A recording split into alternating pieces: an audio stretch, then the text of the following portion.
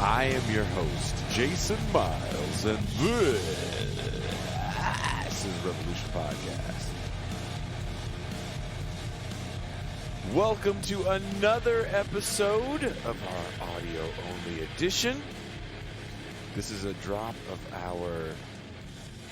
audio drop of our news roundup live show Thursday that we've been doing, and we actually had a guest on this past Thursday show.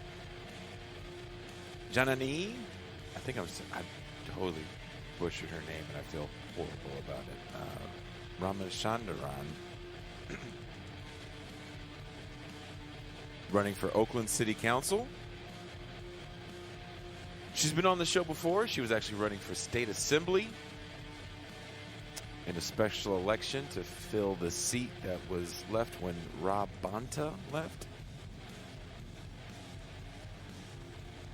And we were talking about something that I don't hear too many people discuss, and that is the bill that was up for a vote in the State Assembly of California, AB 1400, to have a single-payer health care system, a Medicare for all, a health care for all. So many politicians run on it. It's kind of quiet in the media landscape. But anyway, January 31st, the bill was to be voted on in the State Assembly. That's going to pass. And there wasn't enough Democratic support within the party. And the assemblyman who was bringing the bill up for a vote decided not to.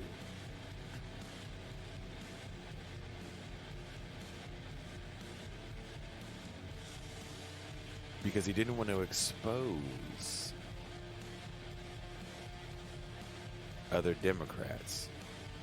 And being that there was just the attempted recall of Gavin Newsom, he didn't think it was a good idea.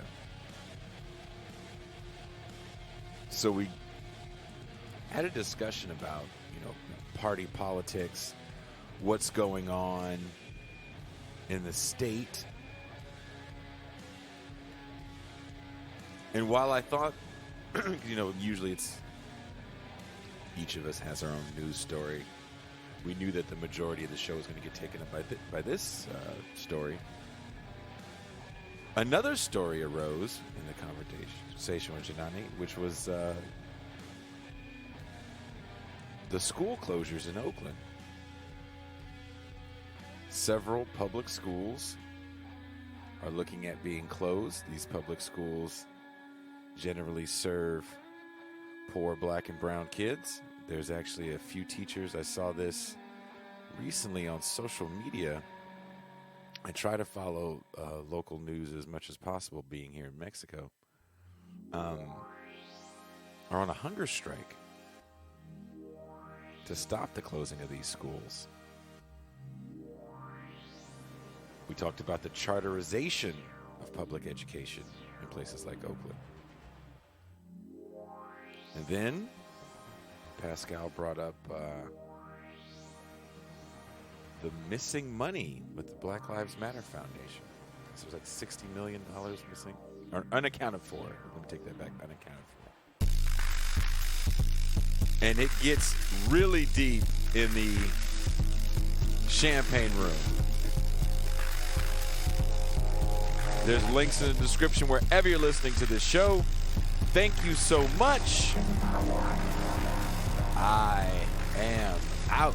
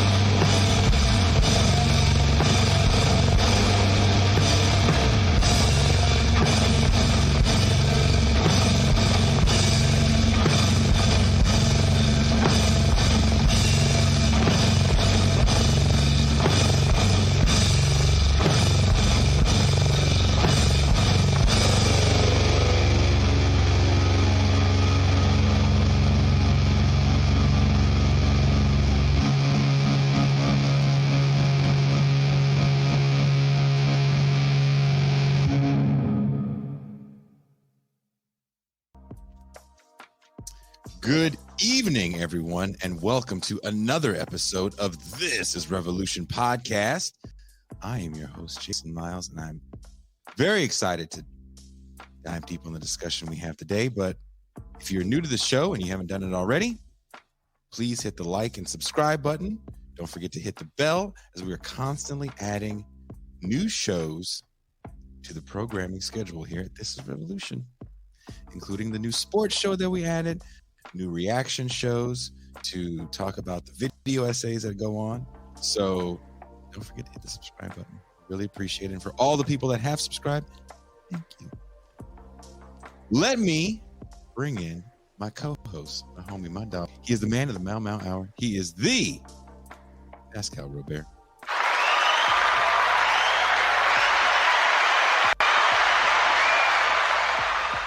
Peace and greetings to the chat. Peace and greetings to the audience. Peace and greetings, Jason Miles. This is my Black History Month backdrop. Welcome to Black History Month. Welcome to Black History Month. And speaking of Black History Month, let's bring in our other co-hosts for these Thursday News Roundup shows. You know him as the middle manager of the Death Star, and you also know him as the white guy that hasn't seen House Party. Deep State Kuba.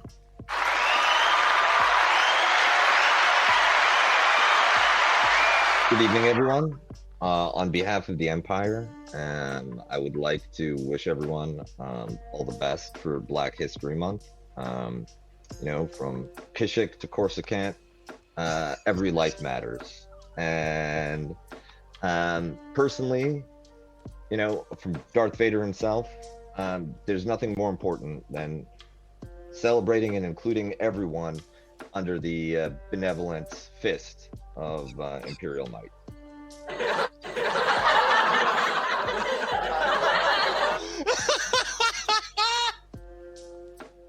What's funny is he freestyled that. That is not pre-written. So that is why he's on the show.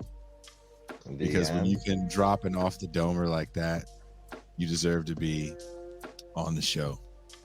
We're going to do things a little differently tonight. Usually we have a different news story from each participant of the show, and we talk about it. We're going to be going into the after hours champagne room and discuss a few news stories. Kuba definitely wants to discuss the mystery of the downed F-35. And Pascal, will you be discussing your favorite Black comedian, Whoopi Goldberg? That's not what she is. But I will be discussing Whoopi. I thought you told me the other day that her one-woman show from 1988 changed you and made you look. No, there's nothing. I've never been a fan of Whoopi Goldberg. I don't despise her. I don't dislike her. I just, I do find, I initially thought that this current fracas was a distraction. I still believe that, but I think it has to be addressed for clarifying purposes. I feel the same way. My final words are more clarifying purposes for this evening.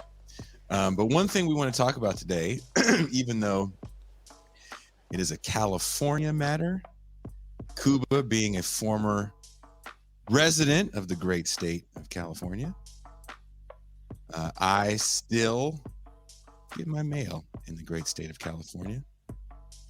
I want to talk about the not passing of California AB 1400 that would have given the state universal single-payer health care. California's quest for single-payer health care died Monday without a whimper, without even a floor vote. California State Assemblyman Ash Carla, who was sponsor of the bill, did not have the votes to get it past the state legislature. This is from the LA Times. Instead of forcing a vote that could be politically damaging for some of his Democratic colleagues, Calra opted to let the bill die, angering the California Nurses Association that has championed single payer for years. Despite heavy opposition and substantial misinformation from those that stand to profit from our current healthcare system, we are able to ignite a realistic and achievable path towards single payer and bring AB 1400 to the floor of the assembly, Carla said in a statement. However, it became clear that we did not have the votes necessary for passage, and I decided the best course of action is to not put AB 1400 for a vote today. And that was in a quote Monday from the LA Times. Now to come on to speak with us about this matter is former candidate for California State Assembly and Commissioner on Asian and Pacific Islander Affairs, Janani Ramachandran is a lawyer, activist, and artist with a lifelong passion to build inclusive and equitable political systems. She is also a strong advocate for survivors of domestic violence. She works on initiatives that further the rights of survivors by making the legal system more accessible, culturally responsive, and trauma-informed. Janani currently serves as a commissioner on the Oakland Public Ethics Commission, as board secretary for Family Violence Appellate Project, and as a board director at Men Creating Peace. An East Bay native, she received her JD from Berkeley Law, bachelor's degree from Stanford, and she's been on the show before. So take that. It's a long resume. It's a long introduction. Please welcome. That's how excited the crowd is, Janani. Janani Ramachandran.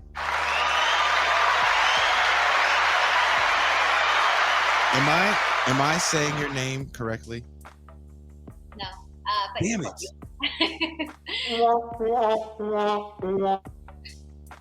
Am I close? The first A. It's Janani.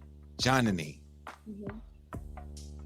I have been trying to practice saying it all day today, and I've been failing because I didn't hit you up first. But that's my fault. So I apologize. Welcome to the show. Thank you for taking some time to talk to us today. How is Oakland doing today? I miss Oakland. You know, Oakland and the state are all going through a rough time. This week, there are so many actions to protest school closures. The closures of Black and brown majority schools in the city. Mm-hmm. And it's pretty tragic that they want to shut down some of these schools that are historic and have been open since the 1870s. Now, I saw in the news that there's a hunger strike by, was it a couple of the teachers for one of the schools that's closing? Yep, that's the one that was open in the 1870s. It's in West Oakland, Pascal Elementary. Oh, are they closing this for COVID reasons? Oh no, I wish it was for COVID reasons. They're closing them for good. They're proposing to close them for good. The excuse is that, financial reasons. Our school district has a budget shortfall, et cetera, et cetera. Some of the real reasons involve, we can use that land to sell to real estate developers. Oakland has the highest percentage of charter schools in a district in the entire state. 30% of children go to charter schools. And so a lot of these schools want to swoop in and buy these buildings. A lot of developers want to swoop in and buy these buildings. It's not the only reason, but it's one of many reasons why they're proposing these specific schools to be closed. Do you know how many of those children are children of color, Black and brown children? Probably 80+%. I'm just curious. Do you have any, off the top of your head, data on academic performance post-charterization compared to pre-charterization? I don't at this point. Yeah. No, but the schools that are being closed, there are 8 schools that are proposed to be closed and another 7 schools proposed to be merged or partially shut down. They're not charter schools yet, but the data does show that past school closures in Oakland, past closures of Black and brown majority schools have led to, well over 30% of these kids being shuffled off into charter schools or leaving the district entirely. And that's the scary part. So leaving Oakland entirely. Did you have a question, Kuba? Because I thought I heard you say something. No, it was the same question as you had about whether or not these were permanent closures. And it sounds like this is another case of public property being handed over to developers for a quick cash infusion for the city, the school district, without regard for what it means for the future capacity of the educational system. Absolutely. That's exactly what part of the reasons are. And it's an excuse that this is the only way to deal with a budget shortfall. There are a lot of ways. This whole process involved paying $75,000 to a consultant to decide data to, I don't know if it's falsifying data, but definitely cherry picking data to show that school closures are the only way to solve our budget shortfall. And I'm like, well, that's $75,000 that you could have saved. There's so many other ways you could be saving money. I mean, this is further demonstration that the illusion that somehow we have pivoted out of neoliberal privatization or the neoliberal private-public partnership that has been so continuously touted by admirers of the Biden administration to demonstrate that we have somehow moved into the post neoliberal. And I know some people are like, well, what does that word really mean? It means kind of like public-private partnerships or a governing structure in which state assets are fused with private assets to diminish dominion and control of the state, which is the fiduciary responsible party to the citizenry. And it sounds like what's going on in Oakland is hyper neoliberalism. Well, also some of the charter schools people are big fans of because they're specialized schools for the arts and shit like that. Sorry, things like that.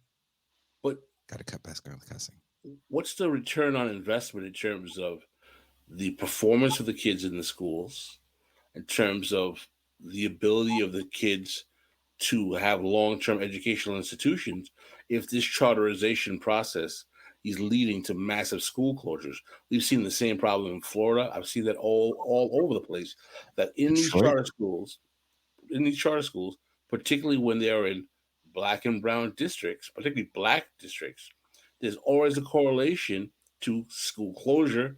They don't stay open long periods of time, and I'm hearing all people making all these kind of complaints about how academic performance amongst Black students is diminishing. Reading comprehension levels are going down. Someone was posting a report about how reading comprehension levels in Baltimore now are like at the elementary school level. I saw some really corporate right-wing hack on my social media post that, and I'm like, well, if we agreed to having more Black kids in charter schools was the solution, and we're having cities like in Oakland, we have 80% of the charter schools are attended by Black and brown kids. Isn't this an indication that the school choice movement is failing? Anyone care to chime in? Well, it's a question of what do you mean by failing? The charter school movement, I think, is best understood as another attempt to privatize public services rather than actually addressing the educational outcomes in public school systems. So if the goal is understood as just being transferring assets and reducing public budgets, then it can be very successful, even if the charter schools end up exiting shortly after they're set up as alternatives to public schools. If you care about educational outcomes, well, why are you even doing charter schools in the first place? There are better ways to improve scores and increase learning among students. I'm sorry, I didn't mean we were talking about healthcare. I didn't mean to digress. Call the conversation to digress. Did you want to chime in? Did you want to chime in, Janani? Yeah, well, now that I am running for Oakland City Council, this is at the forefront of folks' mind right now. But it's pretty shocking. Like this is an election. This is a major election year. There are 27 candidates running for mayor. There are, dozens of candidates running for city council. And I seem to be the only one attending these protests. And there are extremely few sitting council members or school board members that are even speaking up about this. And to me, school closures are not the most controversial issue. The answer is they're wrong, period. But the silence from our electeds and other candidates tells me that there are interests buying folks already, even before they're elected. And charter schools pour a lot of money into Oakland races, into school board and city council races, a ton of money. And some of these charter schools are owned by the same networks of charter schools are owned by the same billionaires that are trying to buy, that already bought the Oakland Coliseum land and are now trying to create this ridiculous stadium proposal in a completely different part of town. And that's a whole separate conversation. But they're all connected. Just real brief, the Coliseum. So who owns the Coliseum now? It's no longer owned by the city? So it was half owned originally by the city, half owned by the county. Mm-hmm. It's almost a done deal that both parts have been sold. There's legal battles among one of those deals, but it's pretty much sold to the Fisher family, who owns the land and now wants to use it as a money-making machine to then transport the stadium to a completely unrealistic part of Oakland. That's the waterfront project? Mm-hmm. Well, that could be a whole other show, because that is also a very complicated situation where there's a lot of misinformation coming in about the realities of that. But I want to kind of focus more on, you're making me so sad.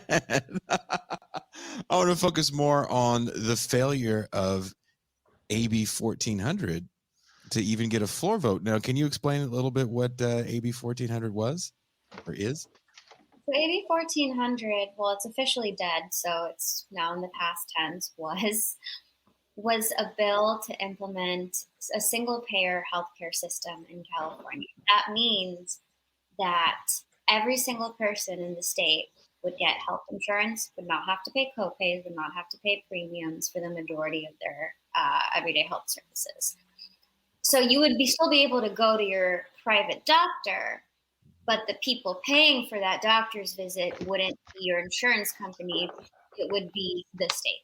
So it's a way to streamline things, which is a major problem because now 1 out of 33% of our healthcare dollars is going towards insurance company overheads, shareholder profits, things like that are not actually focused on marketing efforts, things that are not focused on actual patients.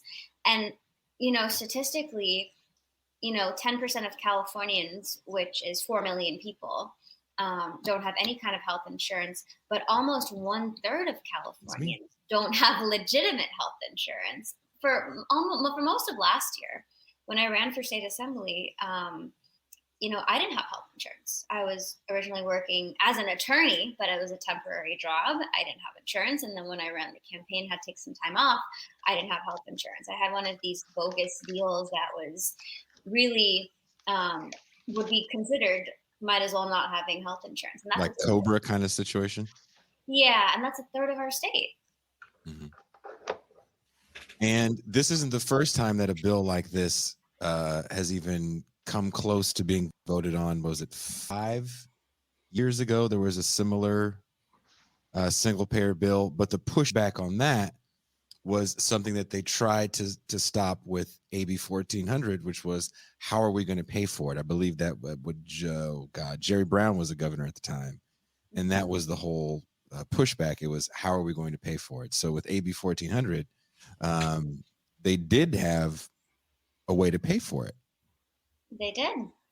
They absolutely did. Which was a new tax, correct? Mm-hmm. And utilizing, I think, some of our budget surplus.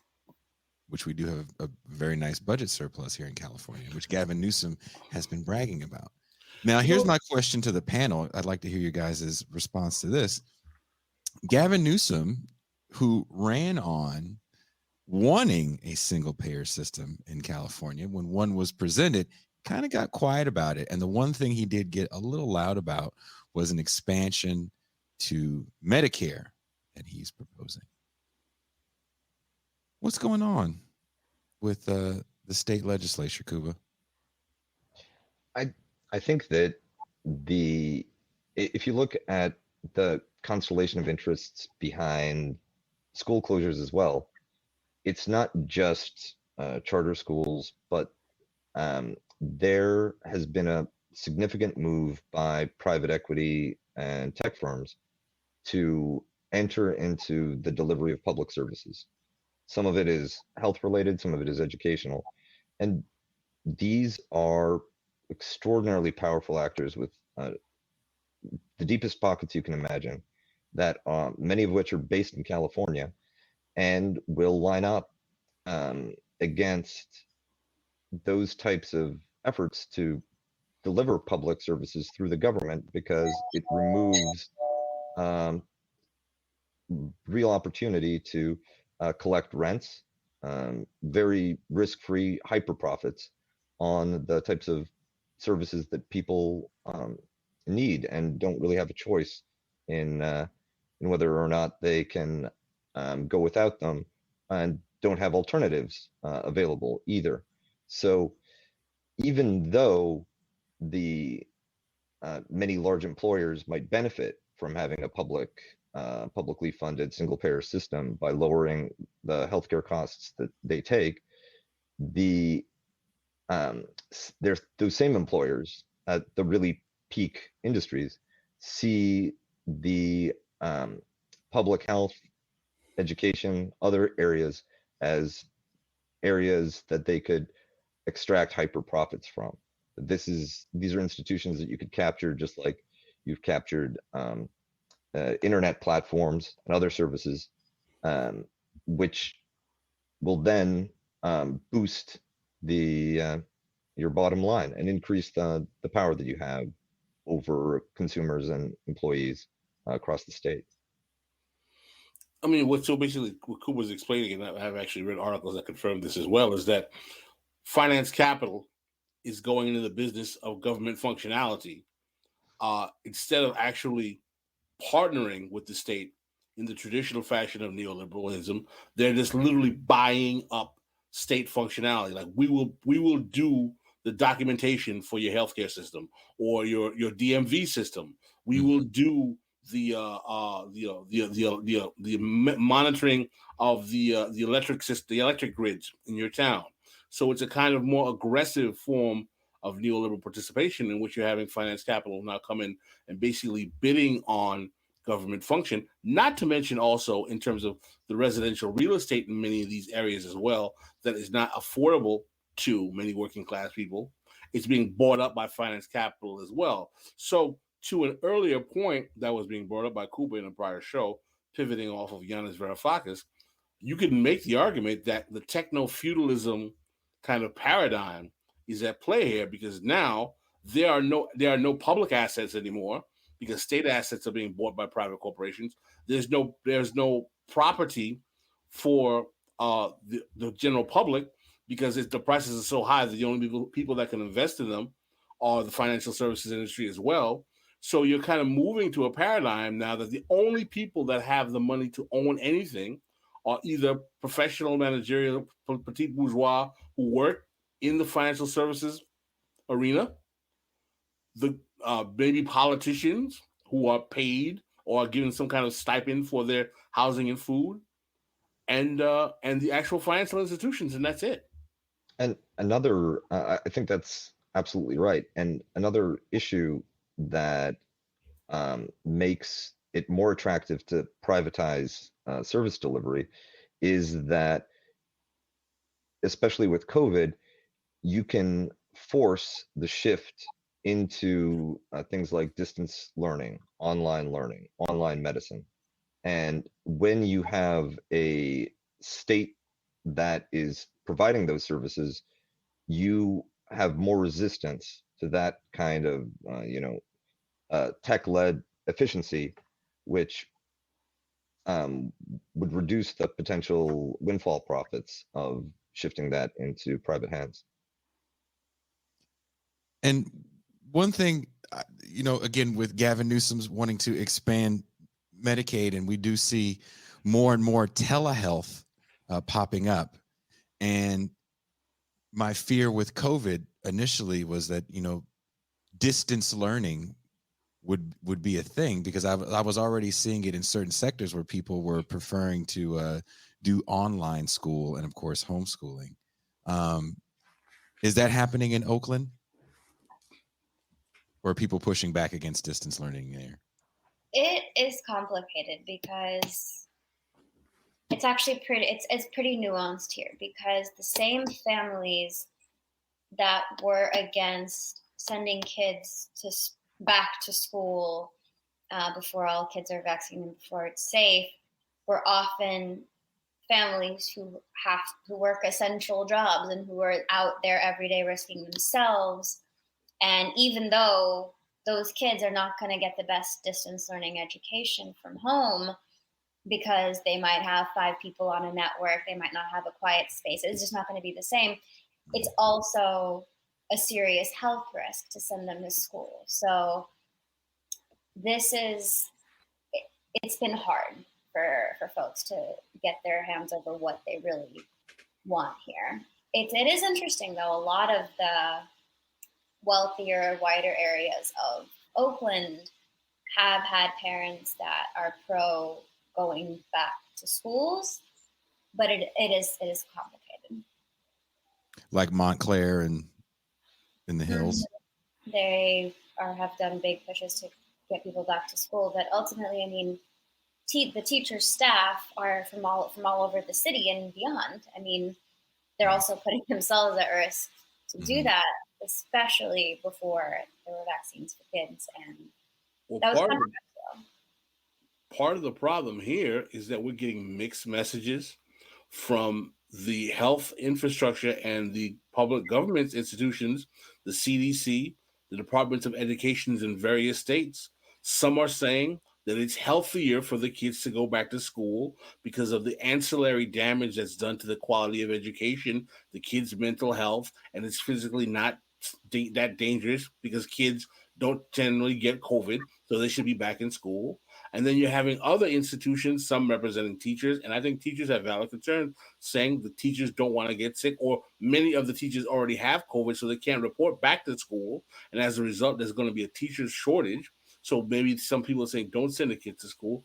There seems to be no consistency amongst the governing institutions in American society at the state, local, and national level that illustrate any level of preparedness in capacity to deal with the COVID reality. Everything seems like a comedy skit when it comes to COVID. And if that's the case, then how do you, Johnny, I mean, how do state institutions react if there is such a fear and pushback in the trust in institutions?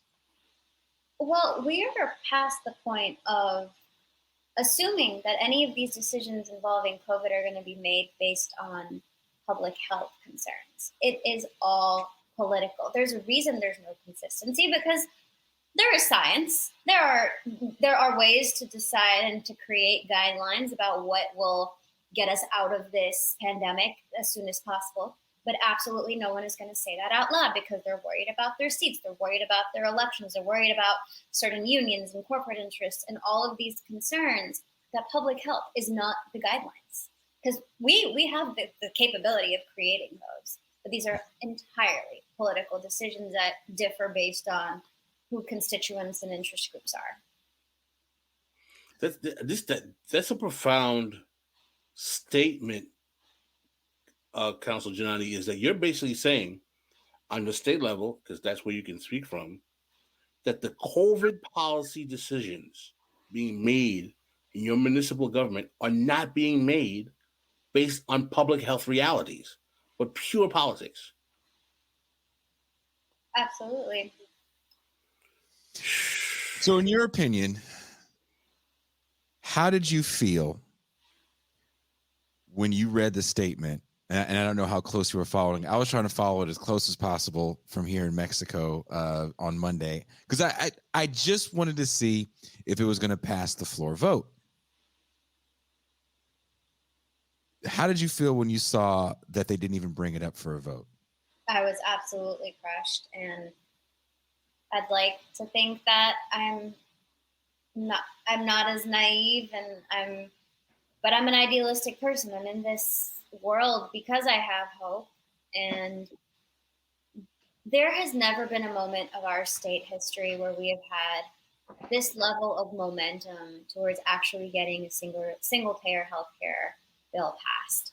And partly that's because of the work of advocates and groups and unions that have been fighting for this to get people to understand how a single payer system will dramatically change their lives. And at this point, I mean, recent polls show almost 80% of Californians want a single payer healthcare system. Mm-hmm. So I was shocked, but I probably should not have been as shocked because I remember the Newsom recall, and I remember. I was going to ask how much of this has to do with the fear of right-wing backlash if this is to pass, because for some reason, as I've been doing a little bit of research on this, more reading newspapers than watching any videos, because there really isn't much news coverage. I don't see the local news anymore in the Bay. I don't know if local news has been covering it, but outside of what I'm reading in the LA Times, I don't see anybody covering in this online space. No one is talking about it. But how much is the Democratic Party afraid that there is going to be a backlash from the right about any sort of tax increase?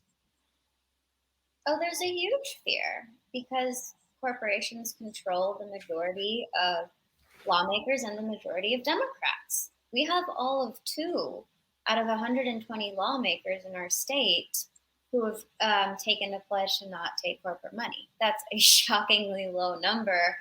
And the healthcare industry has the money, health insurance industry and big pharma has the money to buy these elections. And that matters. And that's why a vote wasn't even called, because many of these legislators want to save face with their constituents to show that they are aligned with the overwhelming majority of Californians, the almost 80% of Californians that want single payer, but want to also not lose their funding. And another interesting thing in all of this is because the Democratic Party, for whatever it's worth, and I have extremely little faith in the state Democratic Party for anything, but they did support the single payer bill. The party officially supported it.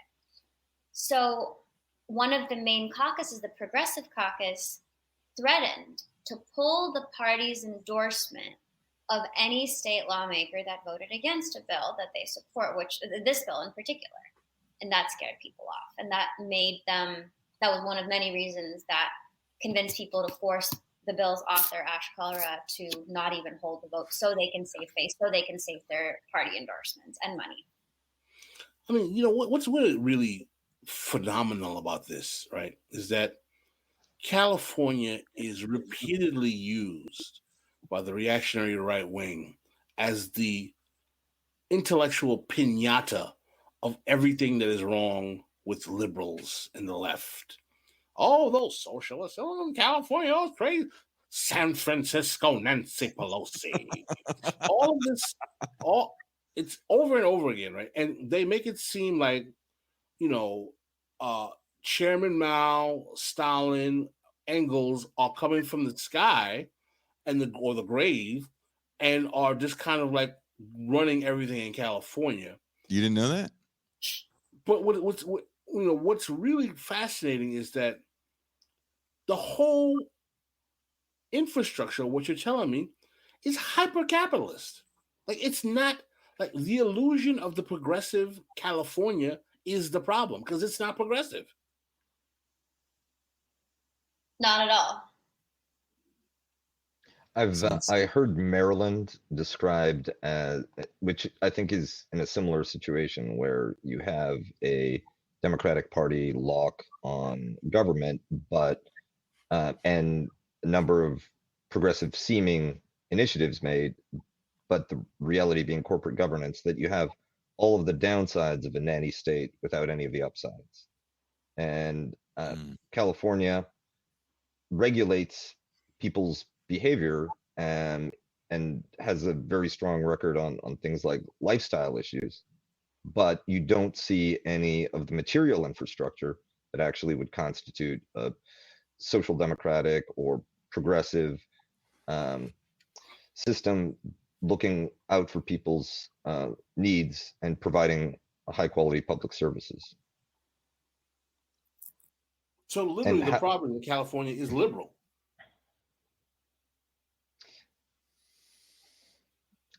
Yeah, I would say so. And I think that California also, for the right wing nationally, is a wonderful demonstration effect that conservatives and Republicans in Texas, Florida, elsewhere can hold up California as a bogeyman of this is what leftist government looks like. Look at all these crazy Californians. Look at what they vote for. You have high taxation without having anything to show for it. And one of the reasons that I was pessimistic about this bill passing what had to do with the fact that if you had single payer in a major state like California in the United States, then that would be the first domino. It would be very difficult to sustain the private healthcare system in the rest of the country. In Canada, the move towards national single payer also started with a single province, Saskatchewan, which introduced a single payer system, which there was all the similar kind of scaremongering. Doctors were going to quit en masse. You wouldn't, healthcare would be rationed, costs would go out of control. And when it turned out that none of those doomsday scenarios materialized, the pressure from the rest of the country to adopt similar programs and to nationalize single payer was irresistible. So it's not just the conservative forces in California that have an interest in preventing single payer from being established there, but nationally, that failure is significant in shoring up the private healthcare system for every other state.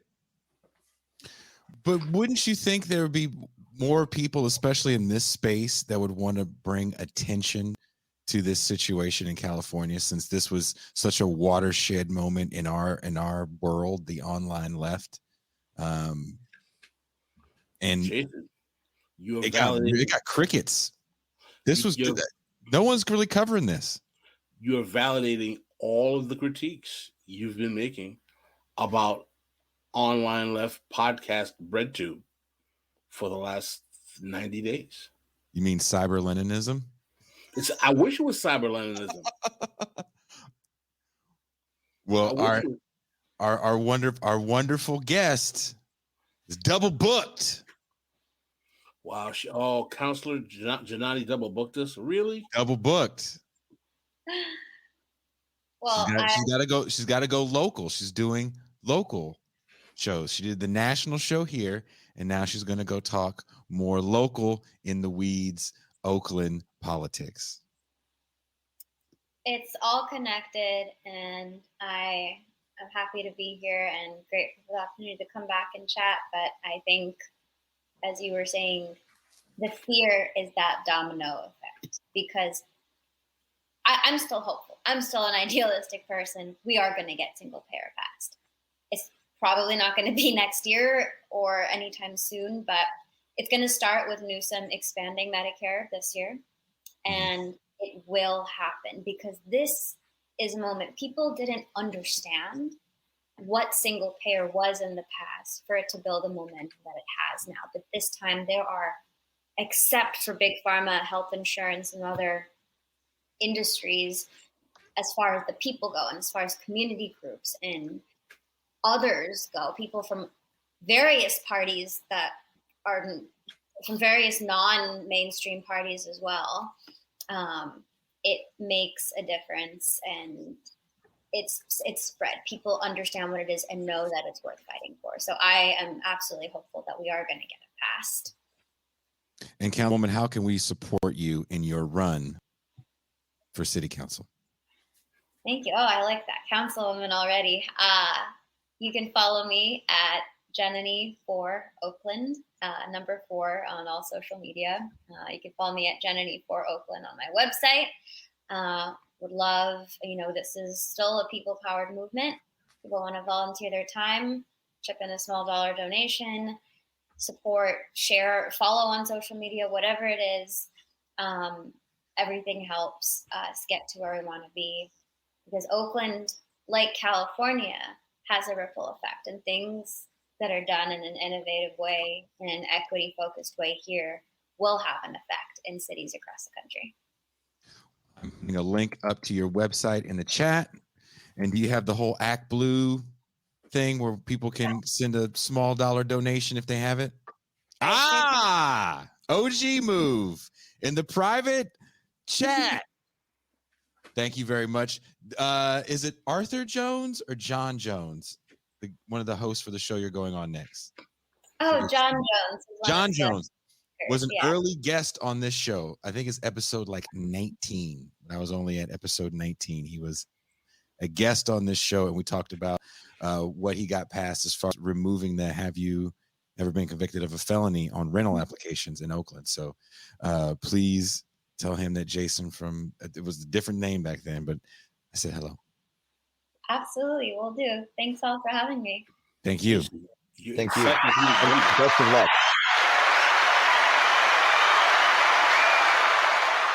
What did you say? Your encyclopedic memory of your episodes by number is very impressive. It kind of weirds me out sometimes when I think about that. I was like, oh shit, that guy was episode like number 18, 19. That's insane. Impressive, comrade. Because we're at episode 241. Well played, comrade. Well played. And also, that's episode 241. That doesn't include all the other shows I did when I was doing another show on the channel as well with comedian Chris Riggins.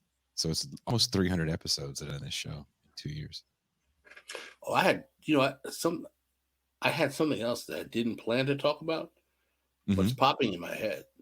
Go for it. You have 17 minutes. Have you guys read the new New Yorker article about what happened to the money with Black Lives Matter? I've heard about it, and like I saw it come up on blogs and feeds that I follow, but I didn't dig into it. Tell us more. Basically, massive amounts of millions. 60 million is what I heard. Yes. Allotted post George Floyd that is pretty much unaccountable for. Many people in the hierarchies of this movement are like, people are not getting paid. People are asking what's going on. They don't know. Also, we have to remember that there were certain individuals who were affiliated, of the 3 women who founded it, who were buying very expensive properties for family members in various parts of the country. I feel that folks who have been friends of this show, Cedric Johnson, Adolph Reed particularly, my mentor, dear departed Bruce Dixon, who early on stated that pretty much Black Lives Matter is going to be an identity politics hustle of more kind of gender fluid, intersectional neoliberalism, wokeness. That's going to be, a foundation cash grab for those affiliated with it, and it's not going to have any transformative politics. And they were getting pilloried, not even so much from the Black left, or not even so much from Black liberals, but they were getting pilloried by white leftists and sock dem types who were pivoting woke, some of them who were very close to these individuals before the Black Lives Matter phenomenon. But after Trump gets in power, some of these alabaster leftists all of a sudden start pivoting to wokeness, and the allegation is being leveraged that these comrades are not, quote unquote, alive to the real oppression of racism, sexism, homophobia, et cetera, so on and so forth. In other words, you don't have the proper standpoint epistemology to be able to reconcile with how much harm is being done by this, when all that's really being done as people are leveraging those identities to line their pockets. While George Floyd is dead, there's no George Floyd crime bill doesn't happen. Crime is going up, so now we're actually looking at a reintroduction of hyper-carceral friendly policy, i.e., more people in jail who will be black and brown. The cops are on the ascendant, i.e., the rise of people like Eric Adams. The stormtroopers are here. We will take no prisoners. And all we have is peace out with the bag by the people who started these movements, who are still being respected in public space of discourse amongst the elite liberal chattering class, particularly in black spaces, while leveraging their authentic racial, gender, sexual orientation, LGBTQIA capacity to be spokesmen for those various institutions, all except, of course, black men. Because if you're a black man and you criticize this total hustle that it was, and everyone knew it would be, you're called a sexist, homophobe, so on and so forth. Who gives a damn? You race pimps. But well, I think what happens to all the people who are being called, tone deaf on race, or not in tune, or not believing in movements? and Like my the New friend Yorker, Bruce Dixon, Adolph, and Cedric. Go ahead, Kuba. the New Yorker also ran a profile of Adolph Reed as a kind of antagonist of liberals and parts of the left, and I think that with the disappearing Black Lives Matter money, Pascal has just described it, that this is it's a cash grab. I don't know if it was always like that, and my intuition is that people may have begun it, and especially the small donors may have been entirely sincere in wanting to see some kind of mobilization, wanting to see some kind of change.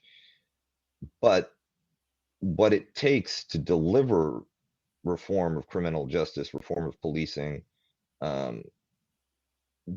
is a level of organization, a level of commitment and discipline that, frankly, is extraordinarily difficult to achieve in modern America, especially well, when to you. the question. Mhm. It's cool. You really bring up a very good point, because this goes to a question that Jason and I asked Chris Hedges. That really, actually, and I didn't mention the name of the individual who initiated the inquiry, but it was friend of show Besner. Besner, who I saw on a episode of Jacobin, was positing that the age of mass, or i.e. movement politics, was over. And because of the question is, what is replacing it? technology, mass consumptive food of poor quality, popular cultural production that can demobilize people, surveillance, things of that nature, inertia in terms of capacity to believe there'd be a return on investment. His argument was that perhaps we are beyond mass politics. Hedges disagreed. I wasn't surprised. I'm not saying I necessarily agree. Let me tell you why. You know why I don't believe? I don't agree with Besner. You know why I don't agree with Besner? May I share, Kuba? Because mass Please. politics is working very well for the right now. Well, one thing that I find very interesting about the United States and the way that its political dynamics unfold is that you have a kind of organic evolution of different systems of control, demobilization, different elite techniques, basically to cultivate consent, apathy, and steer mass mobilization away from anything sensitive to the elites that are invested in the system, or any places where the system is vulnerable, or where different models internationally, like single payer healthcare, exist to as alternatives. And in Russia, there was a open question in the kind of post-Yeltsin period of how do we manage our country, how do we manage our politics, how do we manage our society. And I can't remember the name. I want to say Pomaratsev. There was a Kremlin sort of political operator, a kind of Russian Karl Rove type, that came up with the term political technology as a system that would do just that. And he used the United States as an example. That was his case study, where what the Americans have done organically with the use of technology, the type of news that you see in the media, celebrity culture, and demobilization, we can engineer that in Russia in order to sort of keep a permanent in Putin incumbency and maintain our own system of political leadership. And I think that the conditions for mass mobilization, as you pointed out, they work on the right, but we're going to need to find new techniques that can survive in an ecosystem that's driven by social media, where people are having difficulty meeting in person, where rather than having geographically concentrated groups of activists and like mobilized working class voters and participants, you have a dispersed population. It's the kind of Green Party problem, where you may have 5 or 10% of the population that supports you, but they're scattered across the entire country. So it's difficult to translate that into a share of power, difficult to do anything with that. And right now, we're still stuck at this kind of podcast and Twitter phase, but somebody needs to come up with the tactics, right? Like, you talked about cyber Leninism. We kind of do need a cyber Lenin to find a way to translate this energy, to aggregate it into a disciplined force that can influence in a degree that's commensurate with the number of people who actually care about these issues and want to see this kind of change. And I don't know how it happens, but that's what we need. Well, Hedges pushed back and said, well, we're seeing mass mobilizations in the street as far as labor strikes. He brought up Kroger. We're seeing more Starbucks unionizing. We saw over the last couple of years, we saw major labor wildcat strikes with West Virginia's entire school system going on strike. Los Angeles County, one of the largest, if not the largest school system in the nation, going on strike. Where I'm from in Oakland, that school district went on strike. So I like Danny, but I disagree on that. Well, check it out. I didn't bring it up in the show because I didn't want to get into the argument, because I didn't want to bring up the source's name.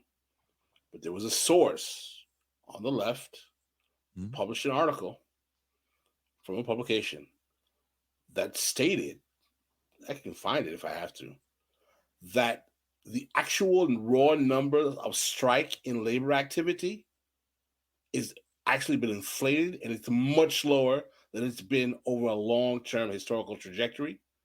And union participation and membership is down.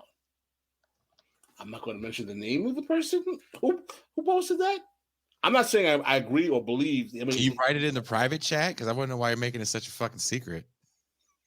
Well, when I type the name, you'll know exactly why. Oh God, is it the person that we can't stand that you love? Oh, it's your boyfriend. No, you relax.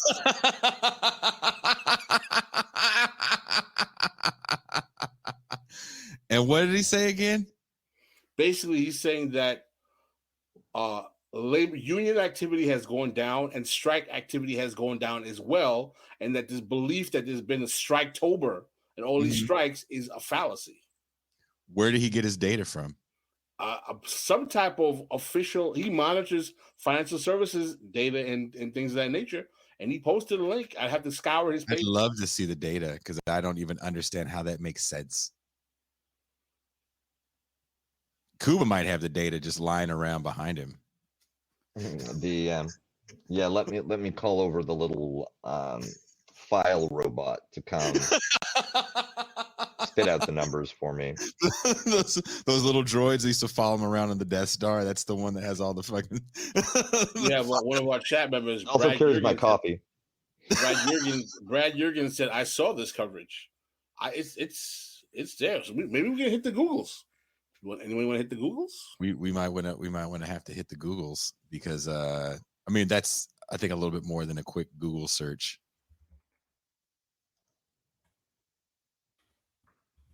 I mean, you know who would be a good person to ask? Maximilian Alvarez.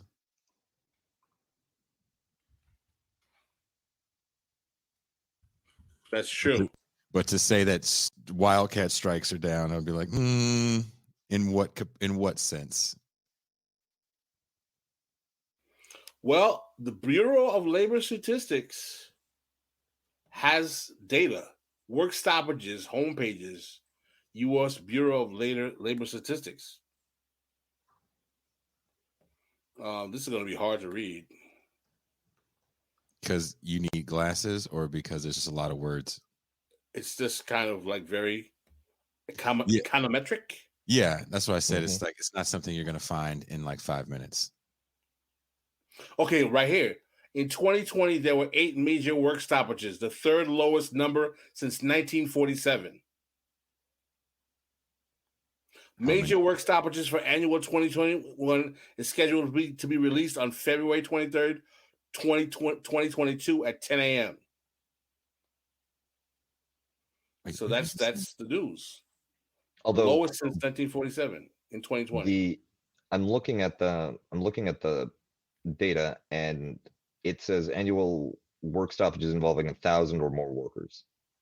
It could very well be that with the decline of unions and organization, workplaces where you could have 1,000 or more workers to strike unavailable, and work stoppages may be falling under that threshold, and so they're unreported. But that's just a hypothesis. I don't know what the reality is. Yeah, I think you got a boner when you read that and didn't really think that. I'm not claiming I have the best analysis on this. Is off the cuff. So I'm looking at.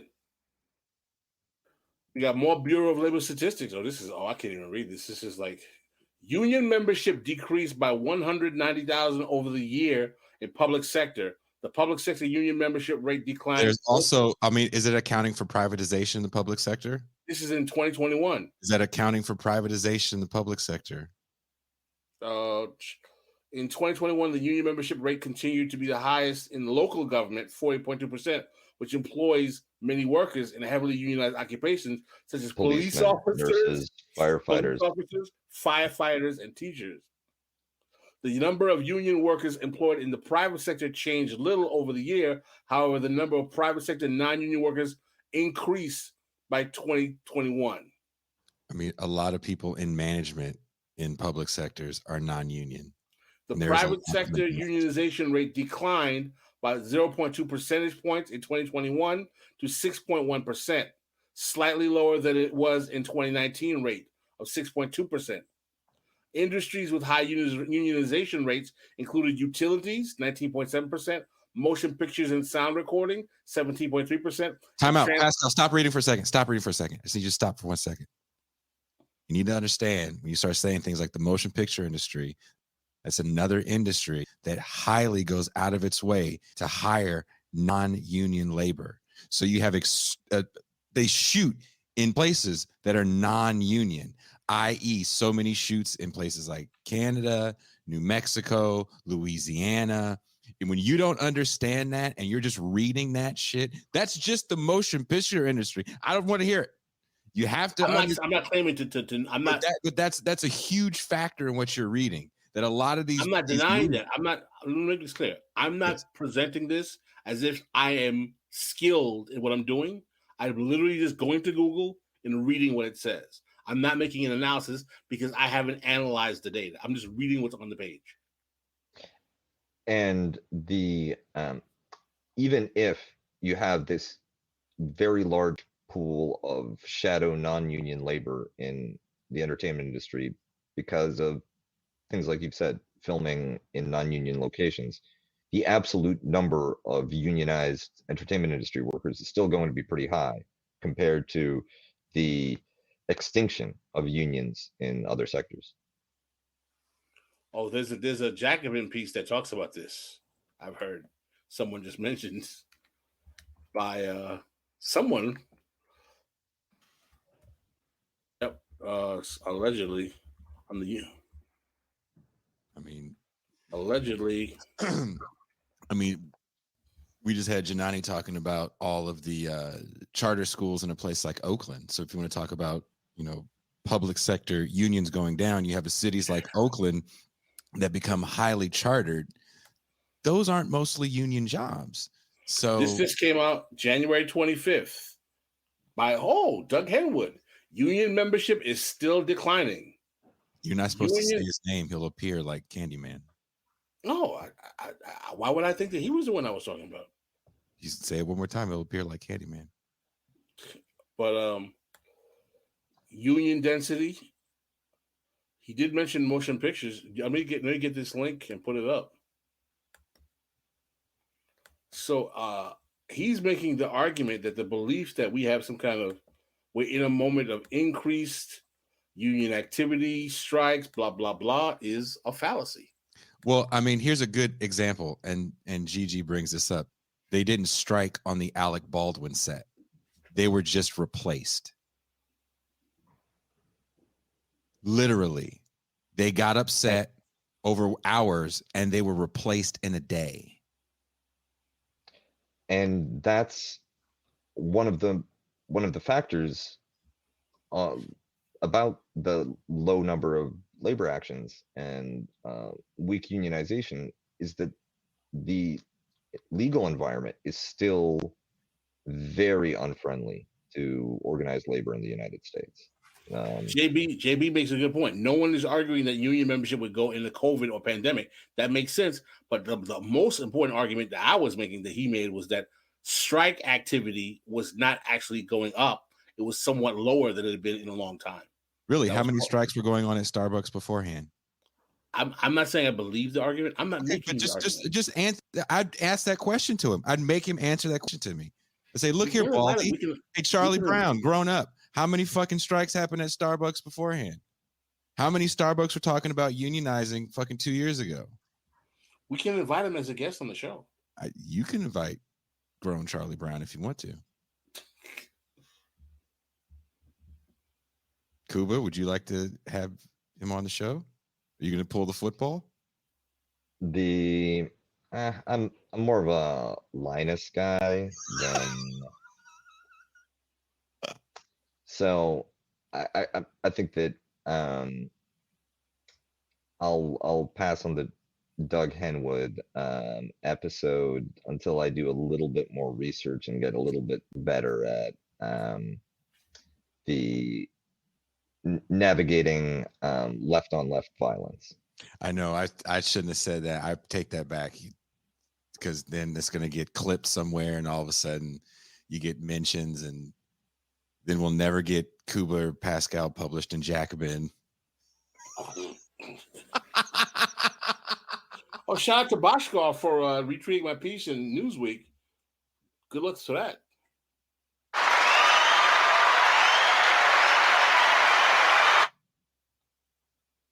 Jeremy S. said Liza Featherstone will be a good guest. Liza Featherstone is pretty interesting. Well, we have gone too long, guys. We fucked around on Pascal, making us mad. And why would I ever want to do that? Because you wake up in the morning, you're like, oh shit, who can I piss off today? Jason, you awake? I know it's 6 a.m. in California, but you awake? So untrue.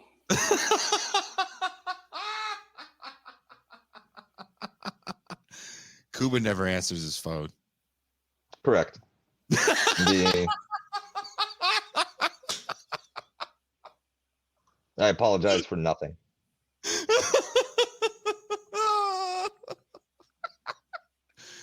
Well, fuck, man. I had this whole thing I was going to fucking read to end the show with. Can't even do it because we're 7 minutes over. It's fucked up. So, did you see this in the chat? Did you see this, guys? I'm putting on the screen. Did you see that? Was raised to be hostile. So mean. I'm so hurt right now. Well, you know what? Thank you guys for watching the show. There's links in the chat to follow Janani, and if you have the means and would like to help her campaign, you can donate. There's definitely links to her website where you can donate, and phone bank if need be, if you have the ability to. We will be heading into the bonus after hours champagne room as we went 8 minutes over. 8 minutes.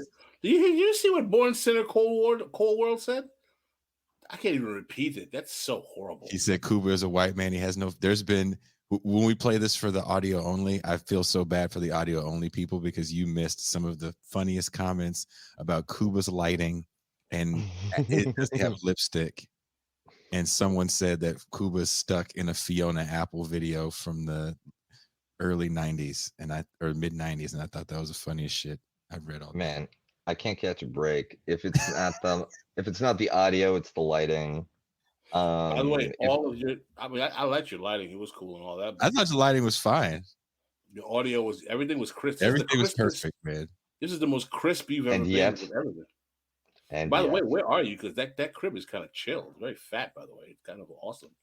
Oh, this is I'm back in Kelowna. This is my sister's basement. You ever notice Kuba is always filming from a new piece of property he's obviously taken by eminent domain? I mean, that's the beauty of having Death Star access, right? Like if you ask to crash on a couch, people say yes. And they give you the couch.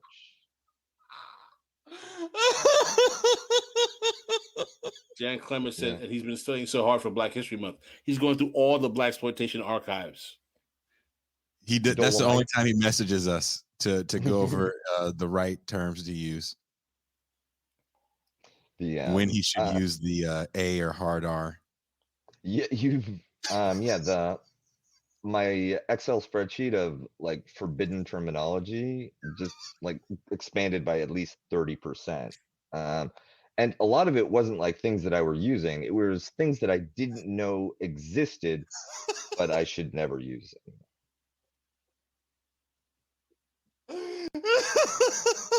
Can you imagine Kuba watching the Mac and then looking over at Summer and then having a whole different set of rules for her when they go outside and leave the house?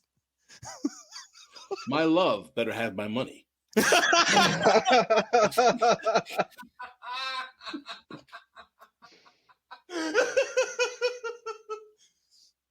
Oh yeah. Shit. I should maybe that's a good project for me to do. Just take hip hop songs and blaxploitation movies and work the script and the lyrics, replacing all of the no words, with acceptable alternatives. Like comrades, please. Or where my comrades at?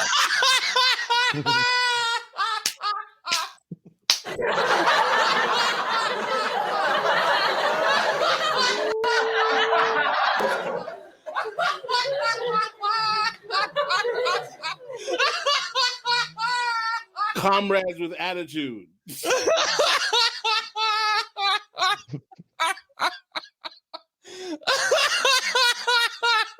My comrade.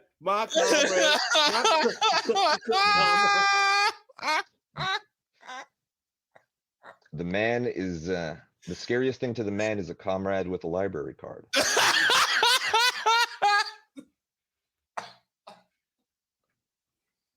All right.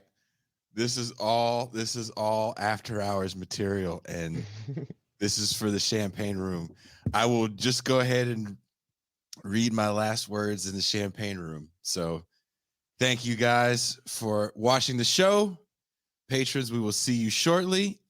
If you want to catch this episode of the After Hours, there's only one way: become a patron. Patreon.com/Bitter Lake Presents. I had to catch my breath. That was really funny. And we are out.